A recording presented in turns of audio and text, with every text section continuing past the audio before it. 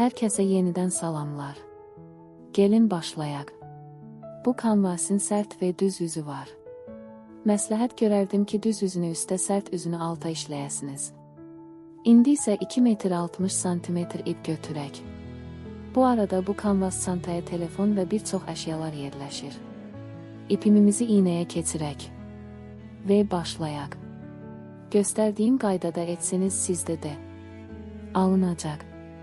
Bu arada məni destek olsanız sevinərəm. Abunə olun və bildimi açın. Bəyəni qoymağı unutmayın.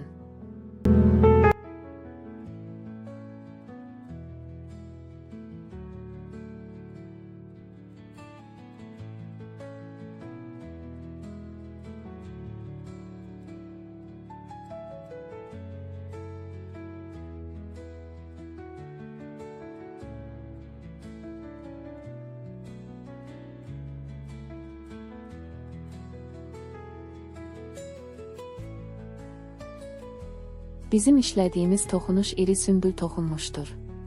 İlk öncə sizə biraz qəliz gələ bilər. Ancaq işin mahiyyətini anladıqda heç də qəliz olmadığını başa düşəcəksiniz. Biz 5 dama ilə başladıq.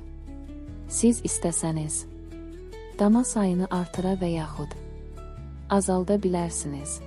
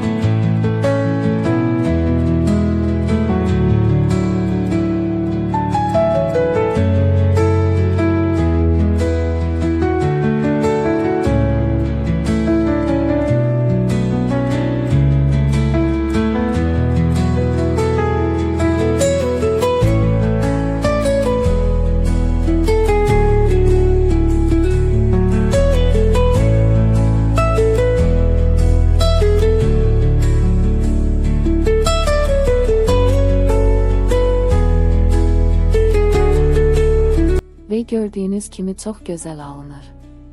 Mən burada qıyığı çıxardım. Çünki ehtiyac görmədim.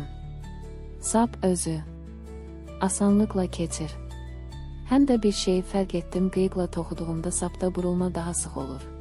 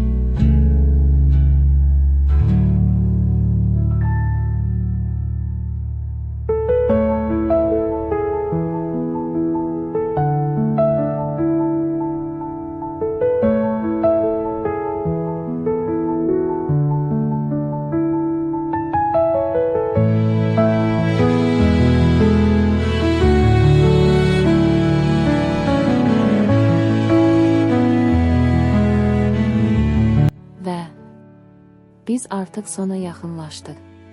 İndi sizə bu toxunuşun axırını, necə bitirmək lazımdır onu göstərəcəm. Növbəti video üçün abunə olun və bildimi açın. Bəyəni qoymağı unutmayın. Bundan sonraki videoda sizə ikinci cərgəni necə toxumaq lazımdır onu göstərəcəm. Növbəti toxunuş bundan biraz fərqli olacaq. Çünki sümbül görüntüsünü əldə etmək lazımdır.